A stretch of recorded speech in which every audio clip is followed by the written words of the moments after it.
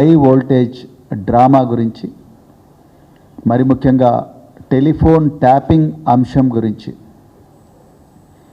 దీంట్లో వాస్తవాలేంటి, అదేవిధంగా మరి ఫేక్ న్యూస్ ఏంటి, అలాగే ఏ విధంగా క్యారెక్టర్ అసాసినేషన్ జరుగుతూ ఉన్నది తెలంగాణలో. ఒక నేర చరిత్ర ఉన్న వ్యక్తి తనే ముఖ్యమంత్రి అయి, తనే హోంమంత్రి అయి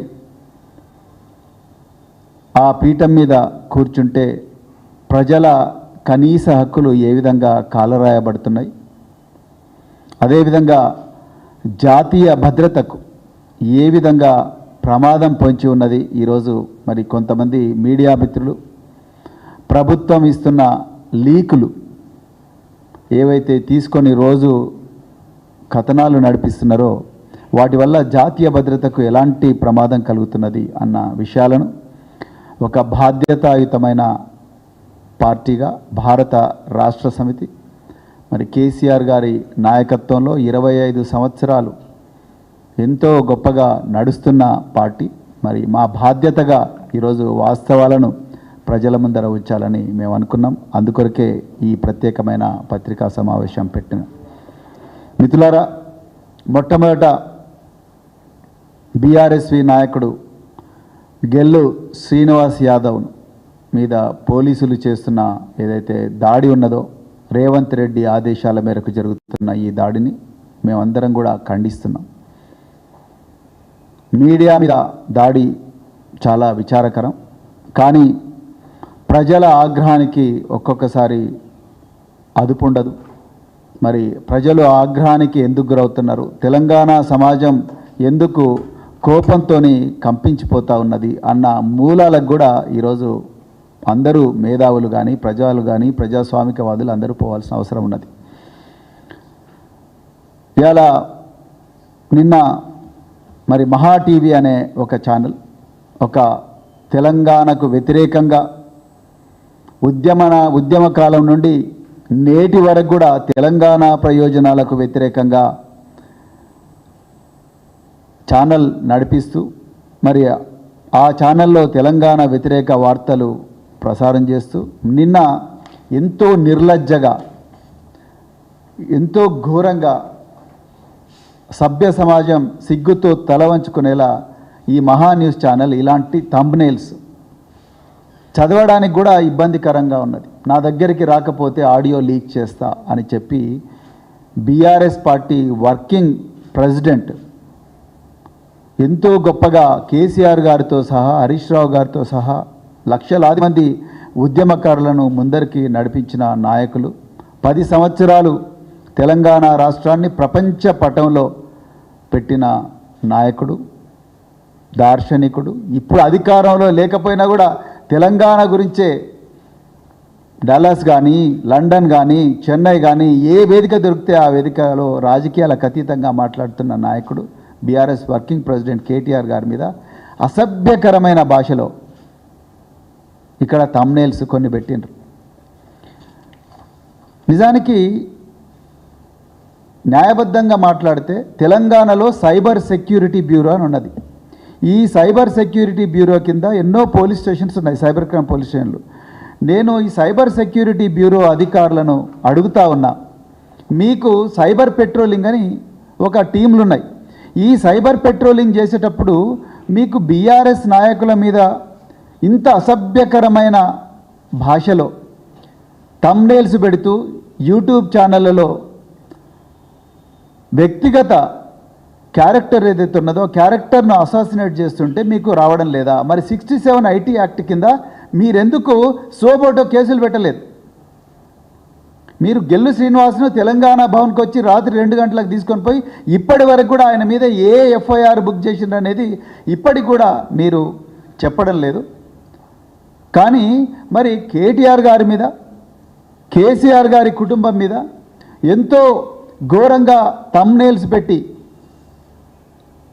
అసత్య ప్రచారాలు చేస్తుంటే వాళ్ళ మీద మీరు సోమోటో కేసు ఎందుకు పెట్టడం లేదు? ఇక్కడే మీ డొల్లతనం, మీ పక్షపాతం బయటపడతా ఉన్నది.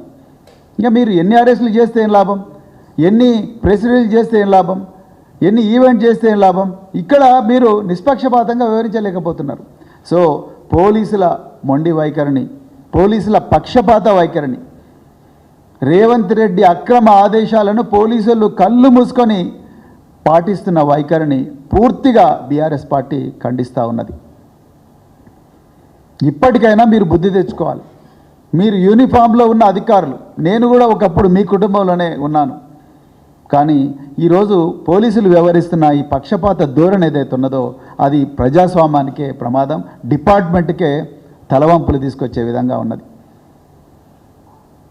ఇక రెండవది, మరి ఫోన్ ట్యాపింగ్ జరిగింది అంటున్నారు. నిజానికి ఫోన్ ట్యాపింగ్ ఎవరి హయాంలో స్టార్ట్ అయింది? ఈ తెలుగు రాష్ట్రాల్లో, ఈ దేశంలో కాంగ్రెస్ హయాంలో స్టార్ట్ అయింది. కాంగ్రెస్ ప్రభుత్వం ఆనాటి నుండి 55 సంవత్సరాలు దేశాన్ని పరిపాలించింది కాంగ్రెస్ పార్టీ. ఈ కాంగ్రెస్ పార్టీ హయాంలో ఫోన్ ట్యాపింగ్ స్టార్ట్ అయింది. ఈ ఫోన్ ట్యాపింగ్ ఎందుకు చేయాలి, ఎవరి కోసం చేయాలనేది ఇండియన్ టెలిగ్రాఫ్ యాక్ట్ సెక్షన్ 5 చాలా క్లియర్గా చెప్తా ఉన్నది. కానీ దీని గురించి ఎవరు కూడా మాట్లాడడం లేదు. ఇవాళ కాంగ్రెస్ పార్టీ సిగ్గు లేకుండా ఇవాళ మేము ఒక్కొక్క మినిస్టర్లు అయితే ఇవాళ పిసిసి అధ్యక్షుడు మహేష్ కుమార్ గౌడ్ ఈయన నా ఫోన్ ట్యాపింగ్ అయిందంటాడు. అదేవిధంగా జూపల్లి కృష్ణారావు ఆయన కూడా నా ఫోన్ ట్యాపింగ్ అయిందంటాడు. కొండా విశ్వేశ్వరరెడ్డి ఆయన పేరు లేకపోయినా పోయి నన్ను కూడా పిలవండి అని చెప్పి ఆయన నా ఫోన్ ట్యాపింగ్ అయిందంటాడు. అదేవిధంగా ఇగో జూపల్లి కృష్ణారావు నా ఫోన్ ట్యాపింగ్ అయిందంటాడు. అదేవిధంగా కొండా విశ్వేశ్వరరెడ్డి పోయి ఈయన కూడా నా ఫోన్ ట్యాపింగ్ అయింది అంటాడు. అంటే ఇదేదో ఈ ఫోన్ ట్యాపింగ్ వ్యవహారము ఒక మనసు మమత సీరియల్ లాగా, లేకపోతే డాక్టర్ బాబు సీరియల్ లాగా, లేకపోతే చిన్నారి పెళ్లి కూతురు సీరియల్ లాగానో, లేకపోతే ఎంతెంత దూరం లాగానో, లేకపోతే హిందీలో ఒక పెద్ద సీరియల్ ఉన్నది, స్టార్ టీవీలో వస్తుంది, కభీ సాస్ భీ బహూతీ అని చెప్పేసి, ఆ విధమైన సీరియల్ లాగా రోజు ఒక సీరియల్ లాగా పెట్టి ప్రజల ముందరికి తీసుకొస్తున్నారు. ఎంత ఘోరం అంటే అసలు ఎవరు సంబంధం లేని వట్టోళ్ళు పచ్చోళ్ళు అందరూ కూడా మా పేర్లు లేకపోతే పోలీసుల దగ్గరికి పోయి మా ఫోన్ కూడా ట్యాప్ అయిందని చెప్పి రిపోర్ట్ చేయించుకొని పోతూ ఉన్నారు. నేను ఇవాళ మళ్ళీ చెప్తున్నా పోలీస్ అధికారులకు, ఇవాళ సిట్ నడుపుతున్నది మహేష్ కుమార్ గౌడ లేకపోతే హైదరాబాద్ పోలీస్ కమిషనరా? ఇవాళ ఇన్వెస్టిగేషన్ చేస్తున్నది గాంధీ భవన్లో ఉండే యూత్ కాంగ్రెస్ నాయకుల లేకపోతే మరి ఎస్ఐలు సిఐలు ఏసీపీలా? ఇవాళ మీరు చెప్పాల్సిన అవసరం ఉన్నది.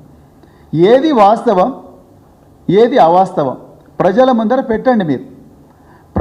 మీకు నిజంగా ఇంత కీలకమైన ఇన్వెస్టిగేషన్ అని మీరు అనుకుంటే మీరు ప్రతి వారం హైదరాబాద్ సిటీ పోలీస్ కమిషనర్ ఆఫీస్లో ప్రెస్ మీట్ పెట్టి ఈరోజు మేము ఇంతమంది స్టేట్మెంట్ రికార్డ్ చేసినాం, ఈ విధంగా ఎవిడెన్స్ వచ్చింది, ఇంతమంది బాధితులు మా దగ్గరికి వచ్చిండ్రు, వాళ్ళు ఈ విషయాలు చెప్పండి మీ చట్టం పర్మిట్ చేస్తే చెప్పండి. కానీ ఇవి చేయకుండా రేవంత్ రెడ్డి ఆదేశాల మేరకు మీరు ఒక మహా టీవీ ఛానల్కో లేకపోతే ఇంకేవో 10 యూట్యూబ్ ఛానళ్ళకో ఇంకా రకరకాల యూట్యూబ్లు చెప్పి చాలా అశ్లీలకరమైన థంబ్నెయిల్స్ పెడుతూ మౌనమే అంగీకారం, సిగ్గుంది ఆడవాళ్ళ ఫోన్ వినడానికి, కేసీఆర్ కొంపలో ట్యాపింగ్ కుంపటి, రాత్రికి రాత్రి రాకపోతే చదవడానికి కూడా ఇబ్బందిగా ఉన్నది. ఇలాంటి థంబ్నెయిల్స్ ఇవ్వమని మరి మీరు లీక్ చేస్తున్నారా, లేకపోతే రేవంత్ రెడ్డి కార్యాలయం లీక్ చేస్తున్నదా, ఆయన పర్సనల్ టీం లీక్ చేస్తున్నదా? దీని మీద కదా ఇన్వెస్టిగేట్ చేయాలి. ఇలా ప్రజలు కోపంతో టీవీ ఛానళ్ళ మీద పోయి దాడి చేస్తే దానికి కారకులు మీరే, పోలీసులు, రేవంత్ రెడ్డి. మీరు వాస్తవాలు ప్రజలకు చెప్పండి కదా. ట్యాపింగ్ ఎందుకు జరిగింది, ఎవరు జరిగింది, ట్యాపింగ్ ఎప్పటి నుంచి స్టార్ట్ అయింది, ట్యాపింగ్ చట్టం ఏం చెప్తున్నది, వాటి మీద మీరు మాట్లాడాల్సింది. అసలు ట్యాపింగ్ గురించి కవర్ చేయొద్దు, బాధ్యతారహితంగా రాయొద్దు అని చెప్పేసి గౌరవ తెలంగాణ హైకోర్టు అందరూ మీడియా ఛానళ్ళకు సూచన ఇచ్చింది. గౌరవ సుప్రీంకోర్టు కూడా చాలాసార్లు దీని విషయంలో media trial by media is not correct. మీరు నేరం నిరూపణ కాకముందే మీడియా అనే పలాని వ్యక్తిని దోషి అని అనడం కరెక్ట్ కాదు.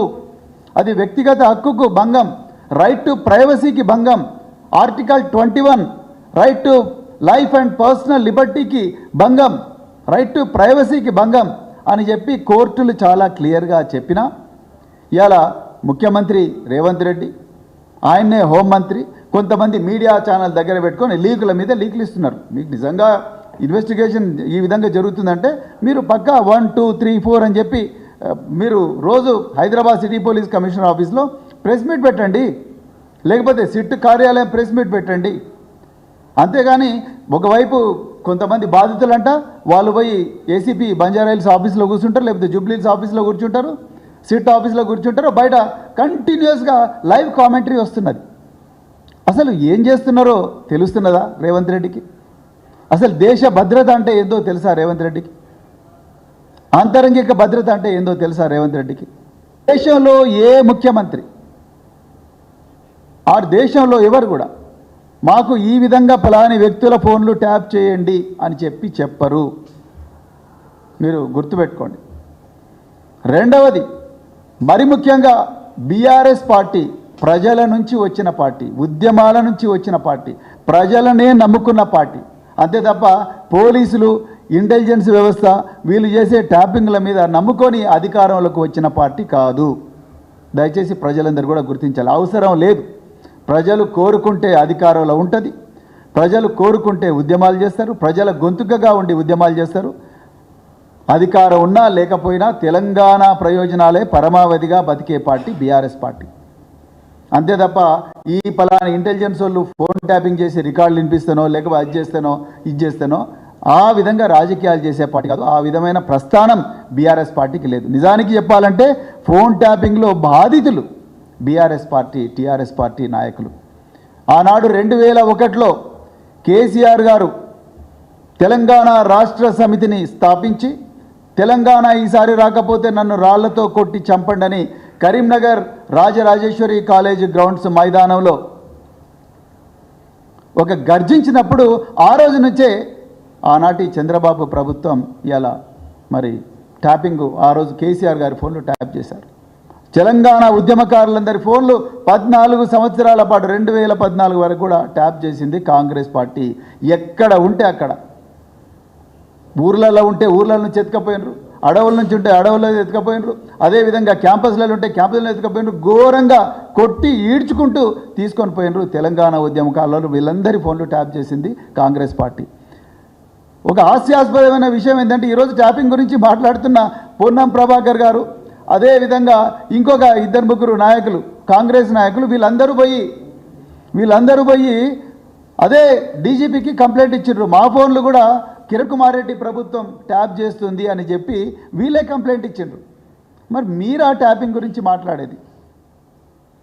ఇలా పక్కన కాంగ్రెస్ ప్రభుత్వం అధికారంలో ఉన్న, కాంగ్రెస్ పార్టీ అధికారంలో ఉన్న కర్ణాటకలో బీజేపీ నాయకులందరూ కాంగ్రెస్ ప్రభుత్వం మా ఫోన్లు ట్యాప్ చేస్తున్నది అంటున్నారు. హిమాచల్ ప్రదేశ్లో కూడా ప్రతిపక్షాలు మా ఫోన్లు ట్యాప్ చేస్తున్నాయి అంటున్నారు. అంటే ఈ ట్యాపింగ్ అనేది ఒక హాస్యాస్పదమైన వ్యవహారంగా మారిపోయింది.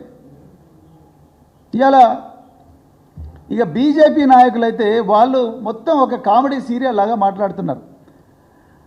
10వ తరగతి పేపర్ల లీకేజ్ వ్యవహారంలో అడ్డంగా టెలిఫోన్ ఆధారాలతో దొరికిపోయిన బండి సంజయ్ కూడా ఇవాళ టెలిఫోన్ ట్యాపింగ్ గురించి మాట్లాడుతున్నాడు. ఆయన మన దురదృష్టానికి ఆయన కేంద్ర హోంశాఖ సహాయ మంత్రి, ఆయన కూడా ఇవాళ టెలిఫోన్ ట్యాపింగ్ గురించి మాట్లాడుతున్నాడు. నేను బండి సంజయ్ వాళ్ళ బాస్ అమిత్ షా గారు ఏం చేసినారో నేను 2 నిమిషాలు చెప్తాను, అది కూడా తర్వాత. రఘునందన్ రావు గారు ఆయన కూడా ఇవాళ సిద్దిపేటలో ఘోరంగా పేద రైతుల భూములు కబ్జా చేసిన, అదేవిధంగా వెల్మల, కొండకల్, శంకర్పల్లి మండలంలో వేల కోట్ల రూపాయల విలువైన భూముల విషయంలో ప్రజల పక్షం వహించకుండా మరి కాంప్రమైజ్ అయ్యి లోకల్ ఎన్నో గూడు పుటానేల వ్యవహారాలు నడిపిస్తున్న రఘునందన్ రావు కూడా ఇవాళ మరి ట్యాపింగ్ గురించి మాట్లాడుతున్నాడు. ఇక కొండా విశ్వేశ్వరరెడ్డి అయితే అందరిని పిలుస్తున్నారు, నన్నెందుకు పిలిస్తలేదని చెప్పి ఆయన కూడా మరి పేరు చెప్పి పిలిపించుకొని పోయి ఆయన కూడా నన్ను కూడా మరి ఎగ్జామిన్ చేయండి, నా ఫోన్ కూడా ట్యాప్ అయింది అంటున్నారు. అసలు ఏం జరుగుతున్నది? మీకు అసలు దేశ అంతరంగిక భద్రత గురించి ఏమైనా ఐడియా ఉన్నదా? ఏమైనా అవగాహన ఉన్నదా? ఈ ఇంటెలిజెన్స్ వ్యవస్థ ఎట్లా నడుస్తుందో? నేను ఇలా పోలీస్ అధికారులను కూడా నేను డైరెక్ట్ ఓపెన్గా అడుగుతున్నా. మీకు ఒక కొలీగ్గా, ఒక ఫార్మర్, మరి మీ కుటుంబంలో బతికిన వ్యక్తిగా, 26 సంవత్సరాలు మీతో పాటు ఉండే వ్యక్తిగా నేను ఒక ప్రశ్న అడుగుతున్నా. మీరు ఊకే ప్రభాకర్ రావు అంటారు. ఈయననే ప్రభాకర్ రావు, మీరు చూడండి, ఈయననే R Prabhakar Rao, doctor T Prabhakar Rao. ఈయన ఆంధ్రప్రదేశ్ అగ్రికల్చర్ యూనివర్సిటీలో వెటర్నరీ సైన్స్ చేసి, బ్యాంకులో ఒక చిన్న ఉద్యోగం చేసి, అదేవిధంగా మరి ఇంకా రకరకాల చిన్న చిన్న ఉద్యోగాలు చేసి 1991లో డిఎస్పి ఉద్యోగంలో జాయిన్ అయ్యండి ప్రభాకర్ రావు. ఈ ప్రభాకర్ రావు ఈయన సర్వీసులో 16 సంవత్సరాలు ఇంటెలిజెన్స్ డిపార్ట్మెంట్లో పనిచేసిండు. చంద్రబాబు నాయుడు గవర్నమెంట్లో పనిచేసిండు, కాంగ్రెస్ గవర్నమెంట్లో కూడా పనిచేసిండు, బీఆర్ఎస్ గవర్నమెంట్లో కూడా పనిచేసిండు. అదేవిధంగా ఈ ప్రభాకర్ రావు ఏ ఆఫీసర్ల దగ్గర అయితే పనిచేసిండో ఈ ఆఫీసర్లందరూ కూడా ఇలా చాలా కీలకమైన పొజిషన్లలో ఉన్నారు. నేను ఇంటెలిజెన్స్ డిపార్ట్మెంట్ చాలా సున్నితమైన డిపార్ట్మెంట్. ఇంటెలిజెన్స్ డిపార్ట్మెంట్లో చాలామంది కూడా మంచిగా పనిచేసే కానిస్టేబుళ్ళు వాళ్ళ కుటుంబాలను కూడా వదిలేసి, ఆఫీసర్లు కానిస్టేబుళ్ళు వాళ్ళ ప్రాణాలను పణంగా పెట్టి పనిచేస్తున్నారు. కాబట్టి నేను దాని గురించి ఎక్కువగా మాట్లాడకుండా, ఆఫీసర్ల పేర్లు తీయకుండా, దేశ భద్రతను దృష్టిలో పెట్టుకొని వాళ్ళ వ్యక్తిగత భద్రతను కూడా దృష్టిలో పెట్టుకొని నేను ఈరోజు మాట్లాడుతున్నాను ఒక మాజీ పోలీస్ అధికారిగా. నేను ఇలా రేవంత్ రెడ్డి హోంమంత్రి ఆయనకు ఎలాగో ప్రతీకారేచ్ఛతో రగిలిపోతున్నాడు కాబట్టి ఆయనకి విచక్షణ జ్ఞానం లేదు. ఆయన ఒక అజ్ఞానిలాగా వ్యవహరిస్తున్నాడు, ప్రతీకారంతో రగిలిపోతూ ఉన్నాడు. అతని కళ్ళు బైర్లు గమ్మినాయి. ఎట్లైనా చేసి ఇలా కేసీఆర్ కుటుంబాన్ని, కేటీఆర్ను ఎవరినో ఒకరిని జైలుకు పంపించాలనే ప్రతీకారంతో నేను రగిలిపోతున్న రేవంత్ రెడ్డికి ఈ దేశ భద్రత గురించి, అంతరంగిక భద్రత గురించి ఉండే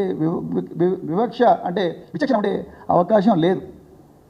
కానీ ఐపీఎస్ అధికారులుగా, డీజీపీలుగా, ప్రిన్సిపల్ సెక్రటరీలుగా, ఐఏఎస్ అధికారులుగా, చీఫ్ సెక్రటరీలుగా మీ అందరికన్నా ఈ విచక్షణ ఉండాలి. నేను ఎందుకు చెప్తున్నా ఈ మాట అంటే, ఈ ప్రభాకర్ రావు మీ అందరి దగ్గర పనిచేసిండు. ఇదే ప్రభాకర్ రావు ఆయన మెడల్స్ చూడండి. పోలీసు ఉన్నత పథకం చంద్రబాబు నాయుడు ఇస్తాడు నాకు, అత్యుత్తమ సేవా పథకం. అదేవిధంగా presidents police for meritorious service ఈ ప్రభాకర్ రావు గారికి ప్రణబ్ ముఖర్జీ ఇస్తాడు, ఆనాడు ప్రెసిడెంట్ ఆఫ్ ఇండియా. దాని తర్వాత పోలీస్ మెడల్ ఫర్ గ్యాలంట్రీ, అంటే ఈ దేశంలో పోలీసులకు అత్యుత్తమ గొప్ప సాహసాలు ప్రదర్శించిన అతి కొద్ది మంది పోలీస్ అధికారులకు ఇచ్చిన మెడల్, ఆయనకు గ్యాలంట్రీ మెడల్ ఇచ్చారు Ramnath Kovind, president of India.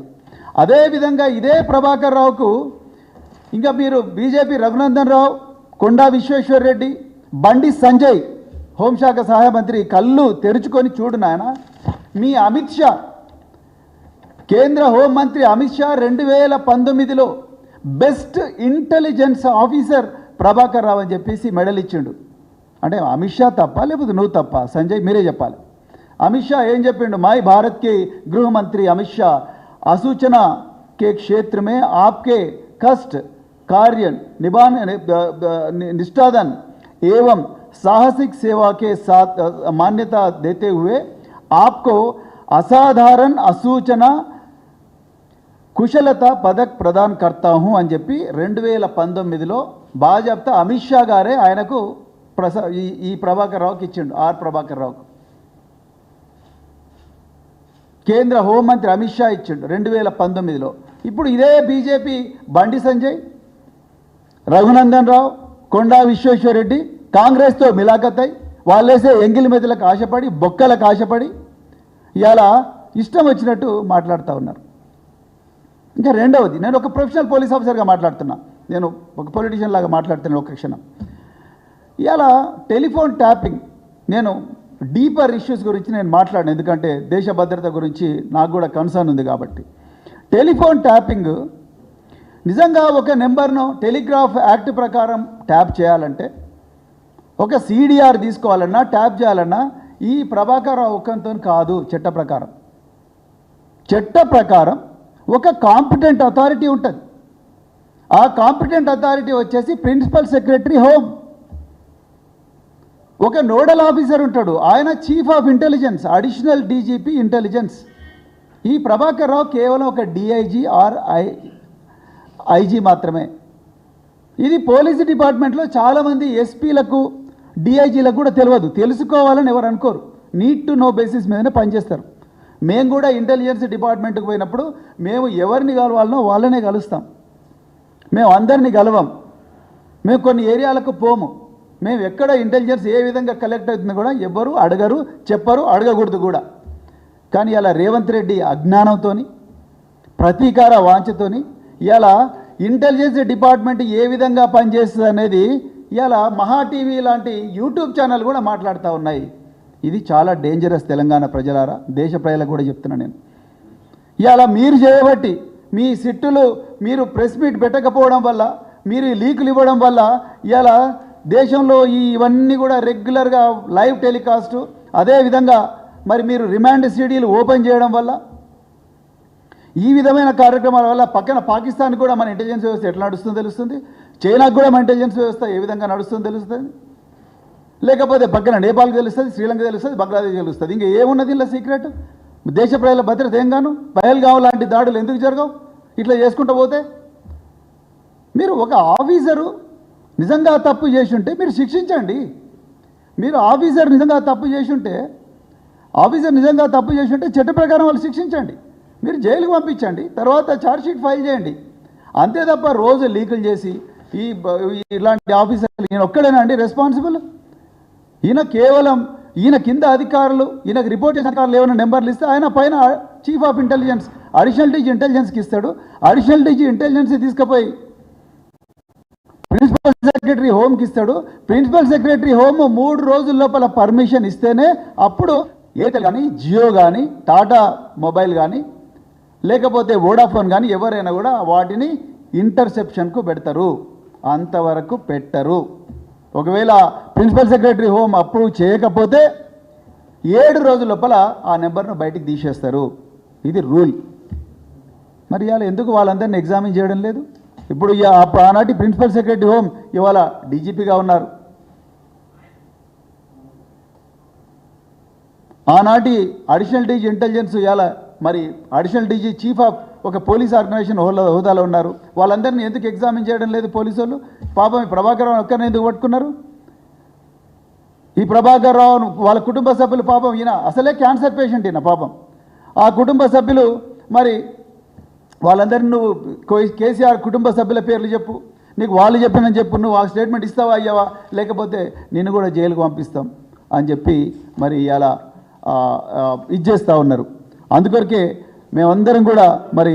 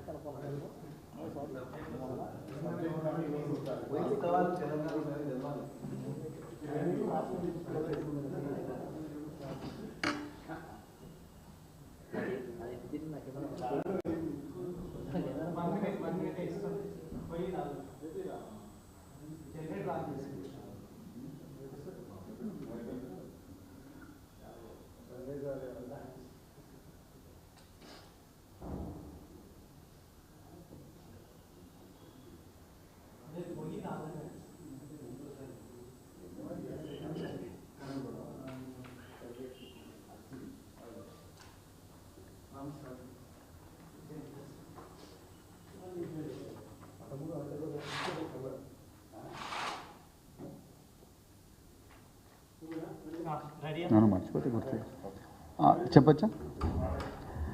దయచేసి ప్రజలు క్షమించాలి, మధ్యలో విద్యుత్ సరఫరా ఆగిపోయింది. మరి దీని వెనక ఏమైనా కుట్రుందో లేదో నాకు తెలియదు, కానీ మరింత కీలకమైన సబ్జెక్ట్లో మరి ప్రభుత్వానికి ఇష్టం లేనట్టుంది, అందుకొరకే విద్యుత్ సరఫరా ఆపేసినట్టుంది. ఎనీవే, మరి బీఆర్ఎస్ పార్టీ ఇలాంటి ఒడిదుడుకులు ఎన్నో చూసింది. అయితే విషయానికి వస్తే, మరి ఇలాంటి ఒక మంచి ట్రాక్ రికార్డు ఉన్న ఒక ఆఫీసర్ అతను ఏం మాట్లాడలేకపోతున్నాడని గౌరవ సుప్రీంకోర్టు అతనిని ఆగస్టు 5 వరకు అతను మొత్తం కూడా ఇన్వెస్టిగేషన్కు కోఆపరేట్ చేస్తాడు అని చెప్పినా కూడా అతను 6 సార్లు సిట్ ఆఫీస్కు పోయి ఒక ఐపీఎస్ ఆఫీసర్గా ఉండి సిట్ ఆఫీస్కు పోయి మరి ఒక నిందితుడి రూపంలో ఈ ప్రభుత్వం తయారు చేసింది కాబట్టి ఆయనను అక్కడ కూర్చోబెట్టిన ఆయన మొత్తం కూడా కోఆపరేట్ చేస్తుంటే రేవంత్ రెడ్డి ప్రభుత్వం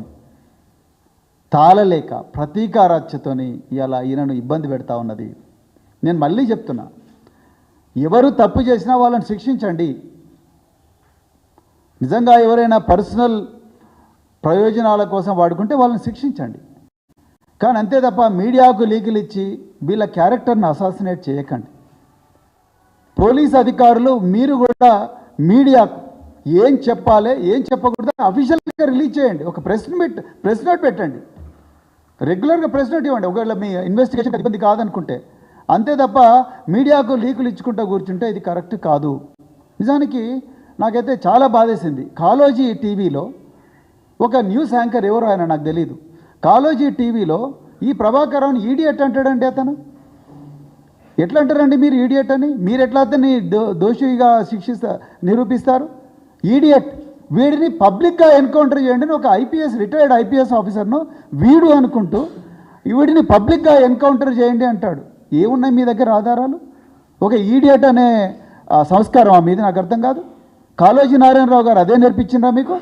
కాళోజీ టీవీ పేరు పెట్టుకొని ఒక సీనియర్ ఆఫీసర్ను, అత్యుత్తమ అవార్డులు తీసుకున్న ఒక ఆఫీసర్ను, క్యాన్సర్తో బాధపడుతూ కూడా ఉద్యోగం చేసిన ఒక ఆఫీసర్ను, ఎంతో గొప్ప గొప్ప ఐపీఎస్ ఆఫీసర్ల దగ్గర నమ్మకంగా పనిచేసిన ఆఫీసర్ను, అన్ని ప్రభుత్వాల దగ్గర నుంచి అవార్డులు తీసుకొని, ప్రెసిడెంట్ ఆఫ్ ఇండియాలో 2 ప్రెసిడెంట్ల దగ్గర అవార్డులు తీసుకొని, కేంద్ర హోంమంత్రి దగ్గర అవార్డు తీసుకున్న ఆఫీసర్ను మీరు ఈడియట్ అంటారా? ఇదేనా మీడియా నేర్పించింది మీకు? ఇలా రేవంత్ రెడ్డి ఎంత ప్రతీకారంతో రగిలిపోతున్నాడు.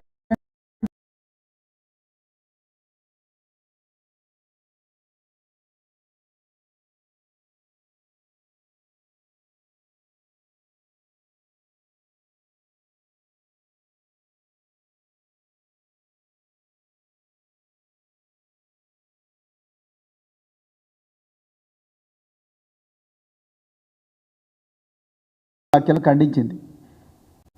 మరి అలా ఒక రిటైర్డ్ ఆఫీసర్ను మీడియా ఛానల్ ఈడియట్ అంటుంటే, ఇదే ముఖ్యమంత్రి కాసిం రజార్ అని చెప్పి మీడియా మీద మాట్లాడుతుంటే, ఇక్కడ మీద ఐపీఎస్ ఆఫీసర్ అసోసియేషన్ మీ దగ్గర పనిచేయలేదు ప్రభాకర్ రావు, ఈయన ఏమన్నా చట్ట వ్యతిరేకమైన పనులు చేసినా ఎందుకు మీరు మాట్లాడతలేరు? గౌరవ ముఖ్యమంత్రి పోయి మీరు చెప్పండి. ఇప్పుడున్న డీజీపీ కానీ, ఇప్పుడున్న అడిషనల్ డీజీ ఇంటెలిజెన్స్ కానీ, లేకపోతే ఇప్పుడున్న సీనియర్ అధికారులు కానీ మీ అందరి దగ్గర పనిచేసిండు ప్రభాకర్ రావు, ఎందుకు చెప్పడం లేదు? అంటే మీకు పదవులే ముఖ్యమా? ఇవాళ అందులో సోకాల్డ్ ట్యాపింగ్ కేసులో నిందితులుగా ఉన్న వ్యక్తులు వీళ్ళందరూ కూడా ఇప్పుడు అధికారంలో ఉన్న ఉన్నతమైన పదవుల్లో ఉన్న ఆఫీసర్లందరి దగ్గర పనిచేసారు కదా, మీరు ఎందుకు ముఖ్యమంత్రి పోయి చెప్పడం లేదు? అసలు ఒక ఎస్పీ స్థాయికి, ఒక డిఐజీ స్థాయికి కూడా ఎంట్రీ లేని భవనాల గురించి, సున్నితమైన వ్యవస్థ గురించి, ఇంటెలిజెన్స్ వ్యవస్థ గురించి ఇవాళ సుల్తాన్ బజార్లో దస్తీలు అమ్ముకునేటోళ్ళు, గుడిమల్కాపూర్లో వంకాయలు అమ్ముకునేటోళ్ళు, మెదిపట్నంలో బుడంకాయలు అమ్ముకునేటోళ్ళు, మోండా మార్కెట్లో కొత్తిమీర అమ్ముకునేటోళ్ళు కూడా ఇవాళ ఇంటెలిజెన్స్ విభాగాల గురించి మాట్లాడుతున్నారు. నేను ఒక బాధ్యతాయుతమైన పోలీస్ అధికారిగా నేను ఆ విభాగాల గురించి కూడా నేను ఇక్కడ చెప్పడం లేదు. నేను ఒక్కడే చెప్తున్నా, Prabhakar Rao is only 1 officer. Competent authority ఎవరు? Chief secretary, law secretary, DGP. మరి వీళ్ళందరూ కదా రివ్యూ కమిటీలో. మరి వీళ్ళందరూ ఏం చేసిండ్రు? ఓకే, ఈయన తప్పు చేసిండా అనుకుందాం, వీళ్ళందరూ ఏం చేసిండ్రు? అసలు ఈ ట్యాపింగ్ వ్యవహారం గురించి అసలు బయట డిస్కస్ చేయడమే కరెక్ట్ కాదు. మీరు ఏమన్నా ఉంటే వాళ్ళు తప్పు చేస్తే వాళ్ళని యాక్షన్ తీసుకోండి. ఏ ముఖ్యమంత్రి కూడా ఏ ఇంటెలిజెన్స్ ఆఫీసర్ని కూడా నువ్వు వన్ ఫోన్ ట్యాప్ చేయమని అడిగాడు. ప్రత్యేకించి కేసీఆర్ గారు అయితే అడగనే అడగాడు. ఏ ఇంటెలిజెన్స్ చీఫ్ కూడా సార్ నేను ఏ విధంగా సమాచారం సేకరిస్తున్నా అని చెప్పి ఏ ముఖ్యమంత్రి కూడా చెప్పకూడదు కూడా. ఎందుకంటే ఈరోజు ముఖ్యమంత్రి అధికారంలో ఉంటాడు, రేపు ప్రతిపక్షంలో ఉంటాడు. రేపు ప్రతిపక్షంలో ఉన్నాయన మళ్ళీ అధికారంలోకి వస్తాడు. ముఖ్యమంత్రులు ఎవరున్నా, ప్రతిపక్ష నాయకులు ఎవరున్నా రాజకీయాలకు అతీతంగా దేశ భద్రత కోసం, దేశ సమగ్రత కోసం, శత్రు దేశాల కుట్రల నుండి ఈ దేశాన్ని రక్షించడం కోసం, పహల్గాం లాంటి దాడులను ఆపడం కోసం ప్రతి దేశం కూడా టెలిఫోన్ ట్యాపింగ్ అనేది చేస్తుంది. ఎవరిని చేస్తుంది, ఎందుకు చేస్తుంది అనేది ఆ దేశ అధికారులు నిర్ణయిస్తారు. ఆ రాజ్యాంగబద్ధంగా సృష్టించబడ్డ సంస్థలు నిర్ణయిస్తాయి. వాళ్ళు అక్రమాలు చేయకుండా, తప్పులు చేయకుండా ఇన్ని కమిటీలు పెట్టినరు. నోడల్ ఏజెన్సీని పెట్టినరు, కాంపిటెంట్ అథారిటీని పెట్టినరు, రివ్యూ కమిటీని పెట్టినరు. మీరందరూ కూడా భాగస్తులే. ఇవాళ ఒక్క ప్రభాకర్ రావు ఎట్లా భాగస్తులే తెలియలా? దయచేసి నేను ఇప్పటికి కూడా చెప్తున్న పోలీస్ అధికారులకు, మీరు ఇన్వెస్టిగేట్ చేస్తే చేయరు. అంతే తప్ప ఈ కుళ్ళు రాజకీయాలకు, ఈ ప్రతీకారేచ్ఛతో రగిలిపోతున్న ఈ కాంగ్రెస్ పార్టీ రాజకీయాలకు మీరు దయచేసి పావులు కాకండి. వ్యవస్థలను నాశనం చేయకండి. ఈ వ్యక్తిగత దూషణలు ఏవైతే రేవంత్ రెడ్డి రాక్షసానందం పొందుతూ ఉన్నాడో, ఈ లీకులు చేసి అవి చేసి ఇవి చేసి, వాటిని దయచేసి ఆపాల్సిన బాధ్యత పోలీస్ అధికారుల మీదనే ఉన్నది. వ్యవస్థను కాపాడండి. మేము అంతకుమించి ఏ రిక్వెస్ట్ చేయలేదు. అదేవిధంగా ఇక చంద్రబాబు నాయుడు గురించి కూడా మాట్లాడాలి. 2000 మరి జగన్మోహన్ రెడ్డి గారు అధికారంలో ఉన్నప్పుడు ఇదే చంద్రబాబు నాయుడు వారి జీవన సహచరిని, ఏం పేరు నా పేరు, భువనేశ్వరి గారు, వారి జీవన సహచరిని భువనేశ్వరి గారిని అప్పుడున్న వైఎస్ఆర్సీపీ నాయకులు ఎవరు, ఆయన పేరు కొడాలి నానినో ఏందో నాకు తెలియదు, కానీ ఆయన ఎవరో ఒక వైఎస్ఆర్సీపీ నాయకుడు, ఆయన ఎవరైతే మరి ఈ చంద్రబాబు నాయుడు గారి జీవన సహచరిని దుర్భాషలాడారని చెప్పేసి అసెంబ్లీ సాక్షిగా కన్నీళ్లు పెట్టుకొని పోయి అసెంబ్లీకి రానని ప్రతిజ్ఞ చేసి, అదేవిధంగా బయటికి పోయి ప్రెస్ మీట్లో మరి దీన్ని ఖండిస్తూ ఏడ్చుకుంటూ మాట్లాడిన చంద్రబాబు నాయుడు ఈరోజు మరి చంద్రబాబు నాయుడు గారు కేటీఆర్ గారి మీద, ఆయన కూడా ఒక రాజకీయ నాయకుడే కదా, మీలాగా దొడ్డిదారిన వచ్చిన నాయకుడు కాదండి కేటీఆర్, పోరాటం చేసి వచ్చిన నాయకుడు, ఇప్పటికి కూడా ఉద్యమంలో కేసులు ఎదుర్కొంటున్న నాయకుడు, ఆ కుటుంబం చావు కూడా తెగించి పోరాడి తెలంగాణ ప్రజలందరూ కూడా ముందుకు తీసుకొచ్చిన ఈ కుటుంబం మరి ఆయన మీద ఆయన పర్సనల్ క్యారెక్టర్ను డ్యామేజ్ చేస్తుంటే మీరు ఎందుకు ఆ రోజు మాట్లాడలేదు? నిన్న కొంతమంది తెలంగాణ ఉద్యమకారులు పోయి మహా టీవీ మీద దాడి చేయగానే సడన్గా పవన్ కళ్యాణ్, అదేవిధంగా చంద్రబాబు నాయుడు, మల్లుబట్టి విక్రమార్క, బల్మూరి వెంకట్, ఇంకెవరో సిపిఐ నారాయణ కూడా పోయి దాడి అంటారు. మరి ఇవన్నీ గుర్తుకొస్తలేవా మీకు? మరి మీ టీడీపీ కార్యకర్తలు పోయి దక్కన్ కానికల్ ఆఫీస్ మీద దాడి చేసిండు కదా బాబు గారు, మరి దాన్ని ఏమంటారు మీరు? మీ టీడీపీ కార్యకర్తలు పోయి దక్కన్ కానికల్ ఆఫీస్ మీద పెట్రోల్ వేసి తగలబెట్టారు కదా, దాన్ని ఏమంటారు? అంటే మీకు ఒక న్యాయం, కేటీఆర్కి ఒక న్యాయం. ఇవాళ తెలంగాణ ప్రజలందరూ కూడా గమనించాల్సింది ఏంటంటే, నేను మళ్ళీ చెప్తున్నా, ఈ ట్యాపింగ్ వ్యవహారం అనేది కాంగ్రెస్ పార్టీ, ఇంకా చివరిగా ఇది చెప్పి ముగిస్తాను నేను, కాంగ్రెస్ పార్టీ ప్రజల నుంచి వస్తున్న తీవ్రమైన వ్యతిరేకతను తట్టుకోలేకపోతున్నది. ఇవాళ పంచాయతీరాజ్ ఎలక్షన్లలో వాళ్ళు తుడిచిపెట్టుకొని పోతారన్న భయం కాంగ్రెస్కు పట్టుకున్నది. బనకచెర్ల విషయంలో రేవంత్ రెడ్డి, చంద్రబాబు ఇద్దరు కుమ్మక్కై ఆడుతున్న నాటకాన్ని బీఆర్ఎస్ పార్టీ బహిర్గతం చేయడం వల్ల తేలుగుట్టిన దొంగల్లాగా ఇద్దరు బయటపడ్డారు. ఎవరు? చంద్రబాబు నాయుడు, రేవంత్ రెడ్డి. ఆ విషయాన్ని ప్రజలకు బహిర్గతం చేస్తున్నందుకు తేలుగుట్టిన దొంగల్లాగా గజగజ వణికిపోతూ ఉన్నారు వీళ్ళిద్దరు నాయకులు. ఇవాళ కాంగ్రెస్ పార్టీ దానికి భయపడుతున్నది. గురుకులాల్లో ఇప్పటివరకు 90 మంది పిల్లలు చచ్చిపోయినారు. నిన్నటికి నిన్న ఒక విద్యార్థి చనిపోయాడు. షేక్పేట, హైదరాబాద్ నగరం నడిబొడ్డున షేక్పేటలో ఒక పిల్లగాడు చచ్చిపోయాడు. మొన్న స్వప్న అనే అమ్మాయి గురుకులాల్లో చనిపోయింది. 90 మంది పిల్లలు చనిపోయారు. 2 రోజుల్లో 2 పిల్లలు చచ్చిపోయారు. విద్యాశాఖ తన దగ్గరే ఉన్నది. సంక్షేమ శాఖలో మొన్న ఎవరినో మినిస్టర్ని ఇచ్చిండ్రు. దాని గురించి, అసలు సమస్యల గురించి మాట్లాడతలేరు. రైతు భరోసా గురించి, రైతు రుణమాఫీ గురించి మహిళలకు రావాల్సిన హక్కుల గురించి, మహిళల మీద జరుగుతున్న అఘాయిత్యాల గురించి, అదేవిధంగా ఎన్నో కుంభకోణాల గురించి ఈరోజు తెలంగాణ సమాజం చర్చించాల్సింది వాటి మీద.